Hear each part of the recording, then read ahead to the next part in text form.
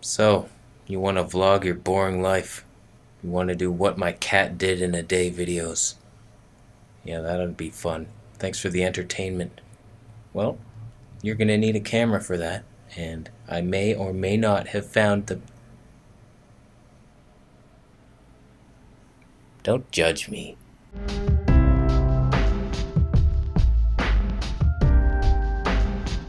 So in this video, I want to explain why I think, in my opinion, the Sony X3000 is the best vlogging camera of all times. I love it. I love it so much. It has a couple quirks that we'll get into later, but I'm gonna go break down everything you would want to know as somebody holding this camera, vlogging. What does it look like? What's the audio like?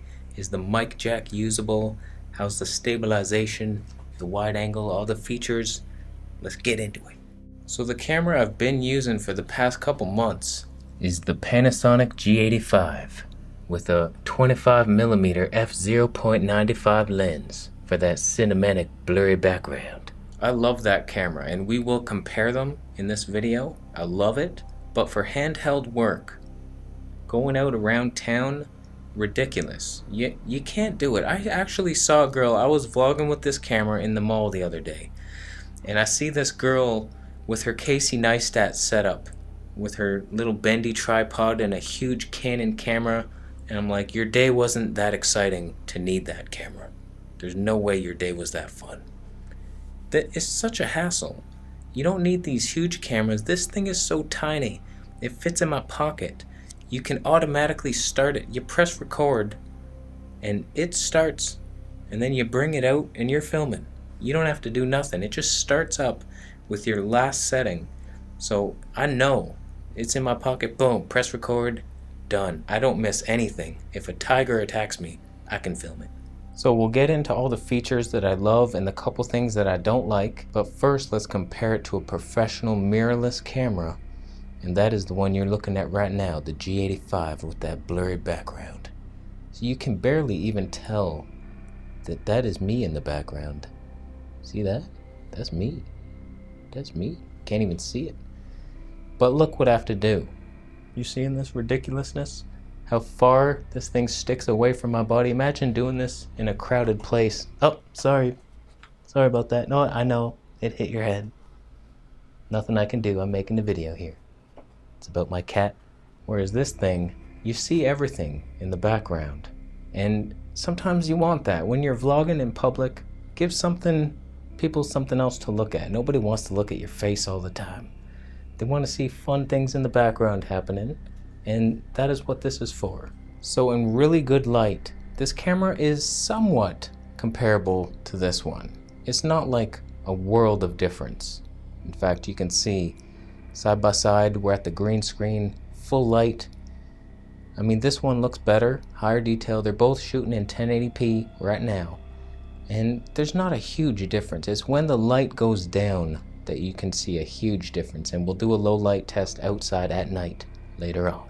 Here's the Panasonic with my soft boxes turned off, so now it's just the natural light coming in from the window, and this is what the Sony looks like. So the quality goes down because the sensor is tiny. It's got a tiny micro sensor, and there's nothing we can do about it. But I will say this, for YouTube videos, no one gives a shit if your image is a little grainy, as long as your audio sounds pretty good and you see things are in focus. I mean, it's not a huge deal. Nobody needs this perfect cinematic look every time. Relax. Let's see what the difference is on the green screen. So we got the Panasonic G85 on the right and the new Sony X3000 on the left. Now the only difference, obviously, that you'll be able to see is how much of my body is in focus here. You have such a small amount of body, it's pathetic. I don't need much body to feel love for myself. Is that what your mom told you? Yeah, it is actually. She said that I'm important. Look at you. You aren't. You suck. You're not important.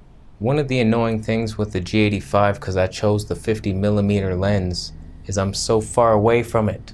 I'm so far away. So right now, I can't be at my computer. I can't even reach the mouse. I have to be like here, and that's pushing it.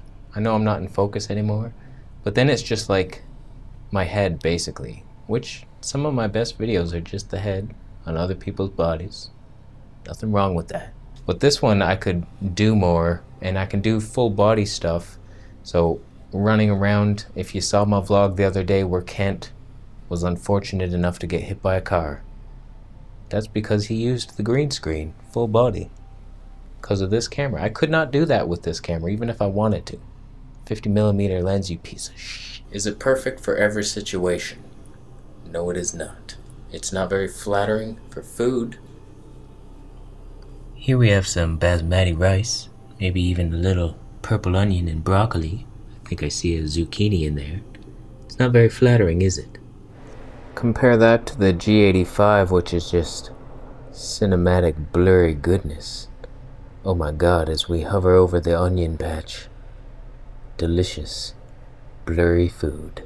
So let us go outside and I will show you why this camera is the one camera that rules over them all. Like that ring in the movie, the Matrix. There's no ring in the Matrix. Okay, so this is what it looks like outside. We got the Sony X3000 here, and now the G85. So I got them both handheld. So you can see the G85 got that blurry background going. That's so wonderful. Whereas this one, it's just like everything is in focus, no matter what. You see the cars behind me? Watch, here's the car behind me. Watch, here's the car behind me. It's just much more exciting to look at. So let's do a little stabilization test. So this is the Panasonic G85 just walking, and it actually has really good stabilization. It has in-body stabilization. The lens doesn't have it. So it's actually pretty smooth. If I run though, I'm not sure. Let's run.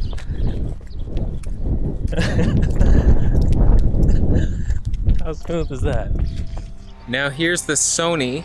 First I want to play a clip of the Canon G7X and its stabilization. So that's what I was using first. So play that clip now. Hello my friend. Figured I'd take you along on my walk. Make a little video, even though I feel like an idiot. Not that there's any people near me, so it's all good. It's all good. That was on this same street. I'm sorry for this lawnmower guy. But compared to this stabilization, how smooth is that? And if I run with this one,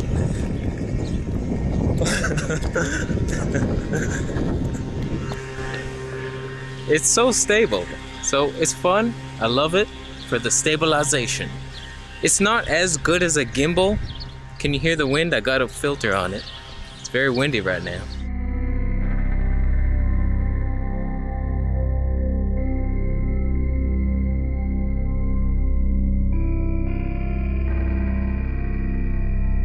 So it's not as good as a gimbal, obviously, but this thing fits in your pocket. It's tiny.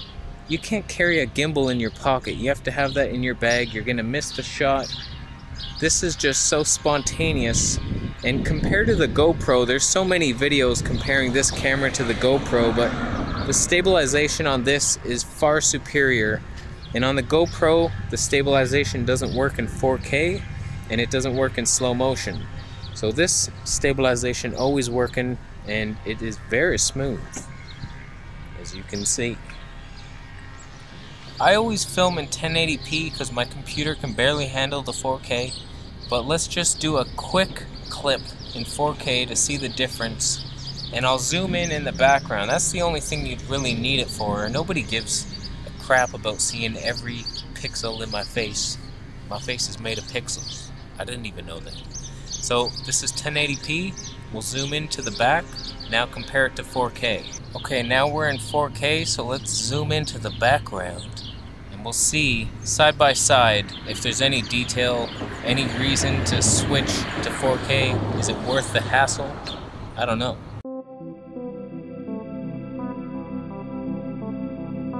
So let's talk about the audio quality. The actual in-camera mic, oh my god. The actual camera microphone is pretty good. You need to get a wind filter for it because the wind is blowing right now. I don't know if you can hear it. Hopefully it helps. but I've noticed a big difference. It's not as bad. If I removed it right now, you'd cry. You would cry. So the actual camera's pretty good. Let's test it with the internal wind filter on, which makes it sound super tinny, but it does help additionally with the wind, so compare that to this. So this is with the digital wind filter in camera. I don't know how it does it. I think it just cuts out the lower frequencies, but it just makes it sound so tinny, and it's really blowing right now, so it's not worth it to me. You need to get this little wind filter. Now, one of the main reasons I got this camera was because it has a mic jack, and right now I have my lav mic plugged into it, but it's so loud. I don't know if it's just my lav mic. In fact, I tested one other lav mic and it was quieter, but this one, no matter where I have it, it's on my sleeve right now and it clips. It's too loud. So it's a problem. You'll have to test it out for yourself. Okay, so this is with my regular mic. Okay, so this is the Audio-Technica 3350. How does it sound if it's near my voice? So this is my regular mic in the camera store. Let's try the Video Mic Pro. So this is the Rode Video Mic Pro. Very close. You can probably see it in the frame. It's such a wide shot. It's unfortunate. I don't know why the internal preamps are so loud on this camera and there's no way to adjust the volume. So it's pretty, it sounds okay, but you'll have to post-process it because everything will just be spiking through the roof. So it's usable, and it's a very compact, it's a very compact setup to have really good audio. If you can get a good lav mic, it's just like the ultimate tiny solution to your problems. So let's test the slow-mo. So this is 1080p 60p, and I just want to show you this to see what it looks like slowed down 40%.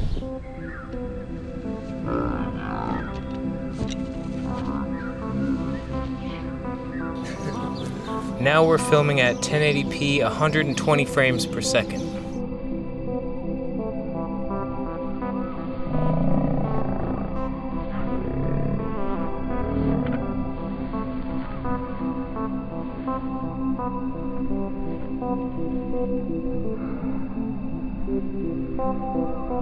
Now this is 720p at 240 frames per second.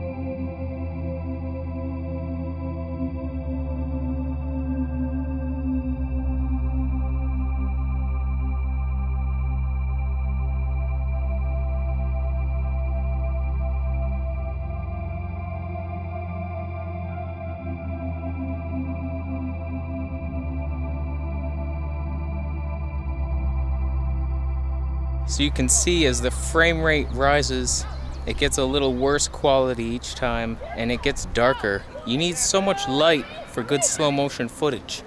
But it's not the highest quality slow-mo, but it is fun to use. So I love it. Last thing I want to test outside, this camera has 3 angles basically. You're looking at the wide angle right now where everything is in focus. Then it can zoom in a bit. And I want to see what the difference is between that zoom or if I was to zoom this footage in after in post. So let's compare them. So this is the medium view. So if we compare that to zooming in the wide view to replicate the, you know what I'm saying. What looks better? So compared to the wide footage zoomed in, ridiculous. This is ridiculous. So what looks better, this zoomed in camera or zoomed in after with the wide angle? You know what I'm saying?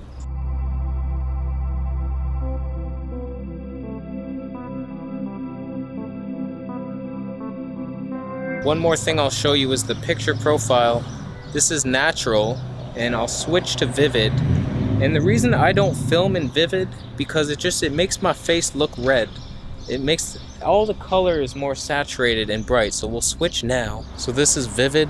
So everything back there looks better, but I look like I have heart disease, and that's not the look I'm going for. So I don't film in this, and if I want to increase the colors, I can do that after in post-production. Okay, now this is a very silly reason to love a camera, but I love the sound of the menu. I don't know why. They're very relaxing. It's music to me.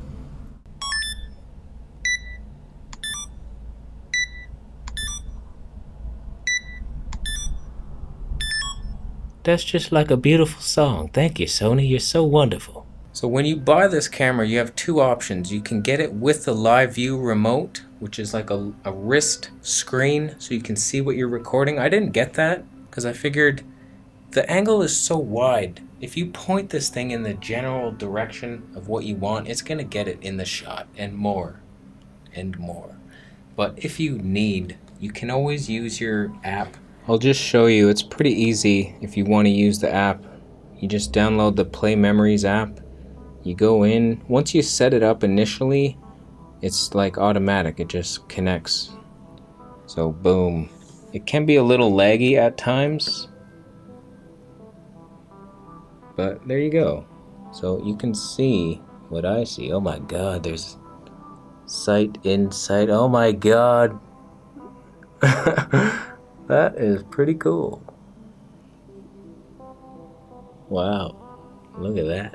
So yeah, now I can tell exactly what is in shot. And yeah, I mean, this will take so much more battery to use the Wi-Fi, so I don't even bother with it. You know, you're in shot. Even if you're so close, it does distort your face, so you'll have an extra long nose. So it's not the most flattering thing, but the volume will sound really good. And that's one of the reasons this mic is so good, because you can hold it here and you're right there. You're right there. I'm so close to the mic. Boom, right there. Whereas my other camera is more like way out here. Just to give you an idea of how different these cameras look when at the exact same point, I'm gonna put the Sony on this tripod. So this is the Panasonic G85 with the 50mm equivalent lens. It's the next day. My mustache is gone. I'm so sorry. I'm so sorry. So I'm gonna put the Sony on this tripod at the same distance. Watch how different it looks. And here's the Sony. You are so far away from me right now. Everything is so wide. I can't even touch you. I can't even reach you. I tried. So that's what that looks like. And just in case you were curious, how much does the camera weigh? 114 grams. That's with the wind filter, which weighs nothing. Compare that to my Samsung Galaxy S4, 155, so it's lighter than a smartphone. And compare that to the G85. Oh my, 736 grams. Alright, let's do a low light test. What do you do? In bad light, here's my regular camera, the G85 Panasonic. And this is my little guy, so little and cute. Imagine not the best. Here's where I'm away from light, G85. Hey, look at me, little Sony. Sorry for the cars. Thought I was on a quiet street. So just so you can see what the difference would be, G85, Sony. How you doing, Sony? So this is at ISO 6400. This is as light as I can get it. And that versus the Sony, I know this one probably looks all dark and this one looks all bright. And just to test it in really good light, here's the Sony. Oh my god, Sony. And here's the Panasonic G85. That is really bright. Oh my god. Interesting. Interesting. I just realized that the Sony camera actually has an exposure compensation setting. So I just raised it as high as it can go. So comparing that to the G85, which is at 6400 ISO, and we're at f0.95 and the shutter speed 50. So This is as bright as the G85 can get, and this is the Sony. I'm in a pitch black room, and I just have my computer monitors on. So that's the only light. So there's the last low light test. So in conclusion, it's the most fun I've ever had with a camera. Most cameras, they get you the shot you need, but this thing being so small and the angle being so wide, it's just it's a fun camera. I'm a comedy channel here. I want to make you laugh. I want to make you happy. And it's not the most flattering image, but it is the funniest. Because when I'm walking and I do weird shit, I couldn't do this on my other camera. What a shame. I think we're done here. Let me know if you have any questions about the camera. Post them down below. And if I can think of anything else. The only negative, the battery door is a little weird, but if you don't open it very often, it should last. But it is kind of wonky, and it fits in a little weird, but you get used to it. Alright, I think we're done here. Thanks for watching. Thumbs up if you like the video. Thumbs down if you have a GoPro and you hate Sony. You're gonna burn down all Sony buildings and film it with your GoPro. GoPro sucks compared to this. The mic isn't as good. The stabilization is shit. The colors, maybe the colors are equal, and the GoPro is more of a fisheye effect.